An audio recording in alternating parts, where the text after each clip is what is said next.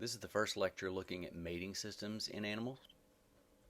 When we talk about mating system variation in animals, we're talking about the number and duration of mating partnerships, and this varies greatly across different animal species. And we're going to define a mating system as the number of apparent sexual partners that an individual forms a pair bond with. So one of the basic mating systems is monogamy. This is where you have a mating between one male and one female. An example of that is seen in clown shrimp. Polygamy is a broad category of mating systems in which there's matings between multiple individuals of at least one sex. So we can break this down into more specific combinations. Polygyny is the most common form of polygamy, and this is where there is mating between one male and multiple females, as seen in elk and red-winged blackbirds. Polyandry is a mating system between one female and multiple males, and this is seen in some charade-reform birds like phalaropes. And polygynandry is a combination of polygyny and polyandry. This is where there is matings between multiple females and males in a stable social system. And these are mating systems based on behavioral social pair bonds. But what we'll see later is that the genetic realities associated with who is fertilizing whose eggs can be quite different from what appears to be happening at the behavioral level. So let's start off with monogamy. And the first question we have to address with monogamy is, why does monogamy exist? Given the reproductive potential and typical tactics of males, we should expect that polygyny should be the best option for males, and that males in most cases should try to avoid monogamy because this can hold them back from getting extra females and extra copulations. And remember, this is the typical tactic of males, is to mate with as many females as possible to go after quantity, and monogamy may greatly hinder that. One of the hypotheses to try to explain why certain species show monogamy is the mate assistance hypothesis. And this hypothesis states that monogamy pays in situations where biparental care is a necessity. In other words, males that provide parental care can produce more young than those that abandon and attempt to copulate with multiple females. And the males of some species do have a huge potential to contribute to parental care. This is most commonly discussed in the bird literature, in which male birds can feed and protect the female while she is incubating the eggs. In some species, the males themselves will share in the incubation of the eggs, and then once the young hatch, the male can provide food and protect the nestlings and fledglings. Data from common starlings shows that male incubation is very important for hatching success. When males and females can both incubate, it maintains a higher temperature on average and a smaller range of temperatures around that mean, compared to a situation where the male does not assist, in kind of the more pinkish color here. The mean temperature is lower, and there's a greater range of temperature around that mean. And bird eggs, once incubation begins, have a very narrow window of tolerance. If the temperature gets too high or too low, the development ceases. And we can see that this variation definitely impacts hatching success in this species, where 97% of the eggs hatch when both parents are incubating, and only 75% of the eggs hatch when only the females incubate. An experimental study of spotless starlings indicated the importance of feeding from the male, and in this study they manipulated the hormones of males, in some cases blocking testosterone, giving them a testosterone inhibitor, which allowed for the production of additional prolactin. Prolactin is a hormone in birds that leads to greater parental care in birds, and that's what's shown in the CA treatment here. And you can see that there's much higher number of fledglings that fledge per brood, so higher reproductive success, and this was because the males fed more compared to controls that were unmanipulated, and the testosterone treatment here is where males were actually supplemented with additional testosterone. That actually is counter to the production of prolactin, and that reduces their feeding rate at the nest, which led to fewer young. A number of studies of birds have done what is called widowing, where they, in the older studies, would go out with a shotgun and actually kill the males and see how the females could achieve reproductive success or not.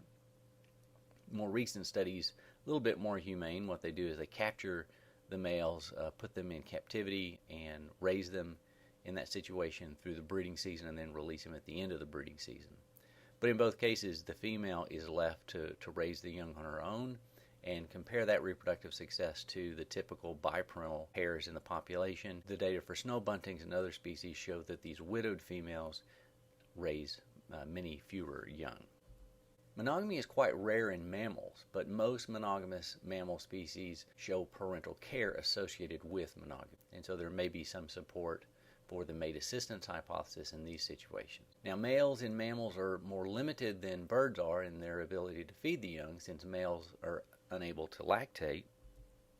But in some rodents, one of the primary behaviors that males can provide is protecting the young from infanticidal roaming males, and by keeping the young warm.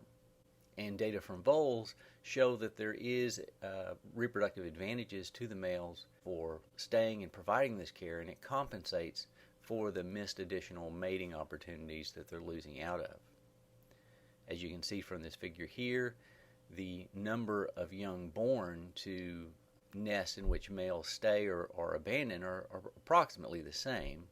But if you look at the young that emerge from the nest burrow at the end of the breeding season, when males abandon, many fewer young survive, and when the male stays present and protecting the young and keeping them warm, significantly more young emerge in these circumstances.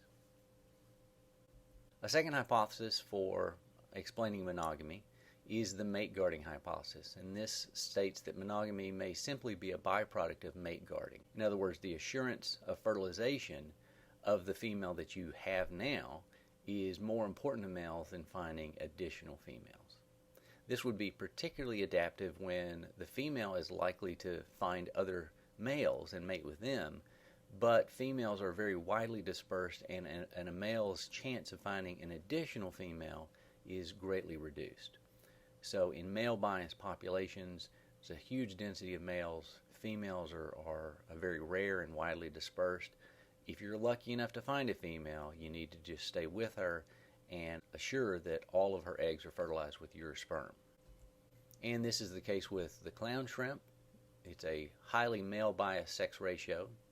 Females are very scattered and receptive to fertilization for very brief periods, and so a male that is lucky enough to find a female guards this female if it's before her fertile period, and then throughout her fertile period, copulating with her and keeping other males away. A third hypothesis is the female enforced monogamy hypothesis. And in this situation, it may be the case that males simply can't mate with other females because the female prevents the male from adopting this tactic. So it may not be in his best interest to be monogamous, but the female somehow is able to keep him from mating with other females. Data to support this come from burying beetles. Males and females will cooperate in burying a mouse or a bird carcass. The female will lay eggs on this carcass, and the young, when they hatch, use this carcass as a food supply. And after burial, the male will attempt to attract additional females to the carcass. Now, this is in his best interest because the more eggs that can feed on this carcass, the more young that he can produce. But the female will assault the male as he's trying to release female attraction pheromones. And the reason for this is this new female's offspring would be in competition with this original female's offspring for the carcass resources. She wants to make sure that there are plenty of resources just for her young so that they have maximum survivorship. So this sets up a conflict of interest between the male and the female. And here's an ingenious study that tested this idea that it was the female physically beating up basically on the male that kept him from emitting these female attraction pheromones. And in some cases, they would tether the female, the kind of orangish bars here. And in other cases, they would leave the female untethered so that she would have access to the male. Now, in the tethered situation, she can see the male can see her, but she can't physically get to him. And what you can see here in the figure is that the duration of the pheromone emission from the male is very long in many cases when the female is tethered, but it's much more abbreviated when the female is untethered and she can get access and physically beat up on the male when he is emitting these pheromones. Now, in great tits, females can raise several young by themselves, but they will have higher fitness. They'll be able to raise more young if the male will help and provide biparent care. Males, on the other hand, can benefit by increasing their fitness from polygyny, by recruiting additional females to their territory. So again, we have a conflict of interest, and females trying to prevent other females from settling on their territory. So he's constantly singing, trying to attract other females, and another female that comes in the territory, if she physically can, will run this additional female off. As mentioned previously, what we see on the social front, social monogamy, may actually be an illusion. So social monogamy may not actually represent the genetic realities of who is fertilizing the eggs in a pair. This brings up the topic of extra-pair copulations and extra-pair fertilizations. This is a situation where there may be a monogamous social pair bond, but the female is mating with additional males in the population, and some of his sperm is used to fertilize her eggs. With the advent of molecular techniques, we're finding this is a very common strategy and is seen in about 90% of bird species that have been studied thus far. So while most birds are socially monogamous, there is a much more complicated mating system that is actually going on. Now, there has always been some observational evidence of extra-pair copulation in some species, but we really started getting more data on how common extra-pair copulations and extra-pair fertilizations were by microsatellite analysis. Some species are very secretive in their copulation, and so this makes extra-pair copulations hard to observe and quantify. But if you look at the genetics of a brood, if you compare the male's DNA, the female's DNA, and other males in the territory, studies show that extra-pair fertilizations can be as common as 20 to 50% of the fertilizations in some songbird species. So what is this microsatellite analysis all about? When you're studying microsatellites, you're comparing the sizes of quickly evolving non-coding DNA repeats. Very small sections of nucleotides that tend to repeat themselves over and over and over again. These are non-functional pieces of DNA, so they tend to accumulate mutations very quickly, and this typically involves having different numbers of repeats of small sections of nucleotides. And closely related individuals are going to share the same number of repeats at a large number of microsatellites. So, for example, in this white-winged fairy wren study, if we look at one microsatellite, given that these are diploid individuals, at one gene locus, one spot on the DNA, on one homologous chromosome, you'll have one allele, and then at the other homologous chromosome at that spot, you could have the same allele or a different allele. So you're always going to have two copies. And in this situation, you can see that this individual has the 140 allele at one chromosome and 195 at the other chromosome. And so if we compare the alleles possessed by the male and the female and compare those to the offspring, we can try to understand when the male is truly the father and when there could be a case of extra-pair fertilization. So in this first microsatellite locus, if you look at the male, he has the 274 locus, the 258 locus.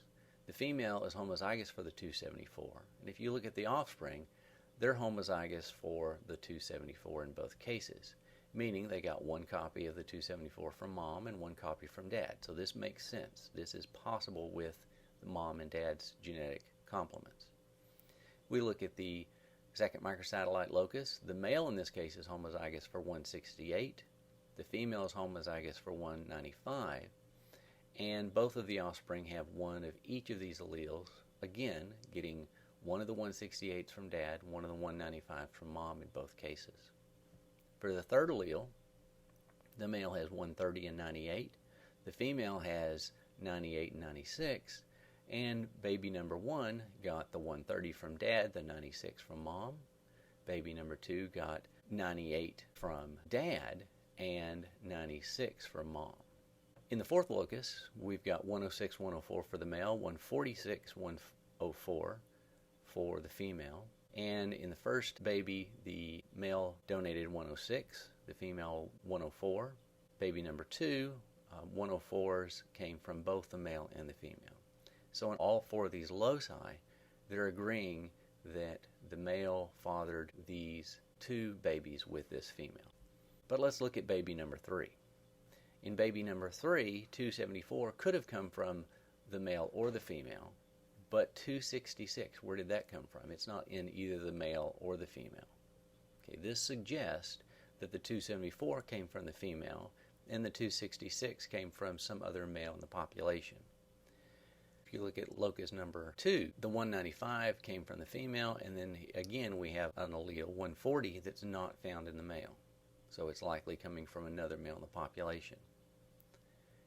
At locus 3, we have 98 coming from the female, and again 102 from a mysterious source. The fourth allele shows the 104 coming from the female, and then the 112 from an uncertain male. But if you have DNA from the neighboring males in the population, you may be able to find out who is the true father of baby number 3. And if we look at this neighbor, we see that the 266, the 140, the 102, and the 112 are found in his genome, and so this is the likely father of this baby. So this nest had 2 out of 3 fathered by the territory owner, but one of the 3 young was fathered by an outside individual representing a case of extra-pair fertilization. So now let's look at the costs and benefits of extra-pair copulation from both a male and female perspective, looking at the male's perspective first. There are various costs associated with the EPCs as far as the time and energy spent in the search for additional females. During the search, it could increase the chance of predation on males. The more females that a male mates with, the greater his chance of acquiring sexually transmitted diseases and parasites. And finally, while the male is searching for other females for extra-pair copulations, other males may be trying to gain extra-pair copulations with his female, which is a case of cuckoldry. Obviously, the benefits to males for extra-pair copulation is gaining in quantity. Males are trying to mate with as many females as possible to maximize the number of fertilized eggs that they can produce. From a female's perspective, many of the costs are the same. Time and energy spent interacting with other males, the increased predation rate that may accompany mating with other males, or receiving sexually transmitted diseases and parasites. And there's some indication of this from studies of primates that species that are in polyandrous situations where females are mating with multiple males do have higher white blood cell counts, indicating higher levels of infection. And this probably translates also to extra-pair copulation, where females that have more mates with more males have the same response. Females also can have additional costs that males may not have to deal with. Females that mate with other males may receive retaliation from their own mate by either direct attack, or in some cases the male, if he's not 100% certain of his paternity, may withhold parental care, because parental care, as we'll see in future lectures, is very costly. Forced extra-pair copulations may lead to the female using sperm from inferior males if she doesn't have some ability to selectively use sperm. And then also associated with forced extra-pair copulations, females can be injured from resistance, and this is seen again in some cases in ducks, where males fighting to copulate with a female will injure or in some cases drown the female. Well, do females receive any benefits from extrapair copulation? It's possible that females could gain benefits in a couple of ways. The first is referred to as the fertility assurance hypothesis, in which females may mate with other males because their own mate has defective sperm, and so this just assures that the female is going to be receiving sperm that will guarantee that she can produce effective zygotes. This has been demonstrated with red-winged blackbirds, adders, Gunnison's prairie dogs. In each of these cases, females with extrapair copulations had increased hatch rate or fewer stillborn offspring. Data to support the fertility assurance hypothesis also come from studies of pseudoscorpions, in which when you raise individuals in the laboratory, if you give a female a single male, oftentimes she produces many fewer nymphs than if you give her multiple males. And in fact, this indicates that this is probably what is happening in nature, that the females are mating with multiple males, because the field insemination number of nymphs is very close to the laboratory in which multiple males mate with a female. Another potential benefit that females could get from extrapair copulation would be by receiving superior genes from superior males. This could lead to the production of higher quality offspring and healthier offspring. This is data from yellow-toothed cavies, a rodent that indicates that this is maybe what's going on here. Obviously, this is a species with lots and lots of sperm competition. Males have very large testes for mating multiple times with multiple females. And if you look at the survival rate of the offspring, when the female mates with one male, she produces fewer surviving offspring than when she mates with 4 males. In the cases of one male, they have higher premature death rates of their young than when their young are derived from matings with 4 males. This suggests that the females are able to selectively use sperm from superior males to produce a higher surviving number of offspring and fewer offspring that die from premature death. Females could also benefit from mating with superior males by the production of superior sexy sons, and this is sometimes referred to as the sexy son hypothesis. Experiments with crickets indicate that there may be something to this hypothesis. In this study, females were given the choice between 2 males. The winning son mated with this female and produced offspring that their reproductive success was then tracked. The losing male was also given a female to mate with, and the reproductive success of their offspring was also tracked. And what you can see here is that in the case of the successful male, this male that was originally chosen by the first female produced sons that were much more successful at mating when they became reproductive than the sons of the losing male. Now, one criticism of this study initially was that perhaps the female was not just picking the superior male, but just picking the male that best matched her genetics. And so it was just a situation of making sure the genetics of the male and the female match up. And in the case of the losing male, he was just given any random female to mate with, and so they didn't necessarily have good genetics that fit together. So in the second experiment, what they did is they did the same choice. They gave the female the choice of both of the males. And the female that chose that male, he was considered the successful male, and the other male was the unsuccessful male. But instead of allowing the female to mate with this successful male who she chose, then they just randomly picked 2 other females to mate with both the successful and the unsuccessful male. And you can see the results are the same, indicating that it wasn't necessarily just some positive assorting mate choice between females picking a male that's just right for them. She was picking the sexy male that produced sexy sons. Another benefit that a female may get is by increasing the genetic variability in the offspring that she produces. This will ensure that some of the sperm provide compatible genetic combinations.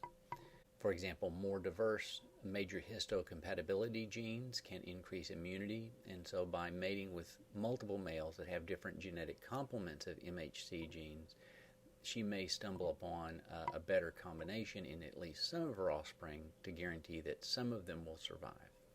By mating with other males, the female may sometimes be allowed access to the resources from these extra pair males. Female red-winged blackbirds oftentimes forage on a neighboring male's territory if she's also copulated with that male. In the case of Dunnock's hedge sparrows seen here, females that mate with neighboring males sometimes can convince that extra pair male to provide parental care, and so get some additional parental care into helping to raise her young. And finally, females may mate with other males for protection. If that male will then guard the female and protect her against aggressive other males that might try to attempt forced extra pair copulations, or if a male feels like he has at least some paternity associated with her young, he may be less likely to kill her young, and so in this regard the female can avoid infanticide. So in review, we introduced the basic mating systems: monogamy, polygamy, which includes polygyny, polyandry, and polygynandry. And each of these systems, they're defined relative to the social bonds that you can measure behaviorally, but the genetic realities underlying exactly who is the father of each offspring may differ. That's when we went into extra pair copulations. But we really focused on monogamy in this lecture. Monogamy is rare in the animal kingdom, but where it does occur, there are various hypotheses that have purported to explain it. One is the mate assistance hypothesis that centers around the need for biparental care. This is very common in birds, where if a male abandons, there's a good chance that none of the young will survive, or fewer of the young will survive, and so he's better off maximizing his fitness by staying and helping to take care of these young. The mate guarding hypothesis is likely to be true in cases where female availability is quite limited. In male-biased populations where females are very widely scattered, a male that's lucky enough to find a female had better stick with that female to guarantee that he has 100% paternity associated with her eggs. And the last is the female enforcement hypothesis, which states that females may somehow limit a male's ability to remate by preventing him from recruiting additional females, and this may be in her best interest to reduce competition with her young, to make sure that she keeps the male to provide parental care for her young, but it's not always in the male's best interest, so there could be a conflict of interest here. And again, we ended by talking about the fact that the social systems like monogamy may not really represent the genetics of the offspring produced. Extra pair copulations, the rates of extra pair copulations have been documented using microsatellites. From a male's perspective, the cost of extra pair copulations include time, danger, STDs, parasites, and the potential for cuckoldry. Benefits obviously are associated with maximizing the quantity of fertilized eggs. Females share some of the same costs: time, danger, STDs, parasites, but also include some costs like retaliation from your social mate, where he may attack you or withhold parental care, perhaps being forced to use sperm from lower quality males, and also injury from resistance of forced extra pair copulations. There could be some benefits to extra pair copulations for females. Fertility assurance, making sure that there are at least some sperm that are viable to make zygotes with your eggs. Getting higher quality genes or increased genetic variation in your young. Gaining resources from extra pair partners, like being able to use the resources of the territory. Or perhaps just avoiding infanticide from extra pair copulation partners by confusing paternity and making sure that multiple males in the population think that the offspring could be theirs and that they should not kill them.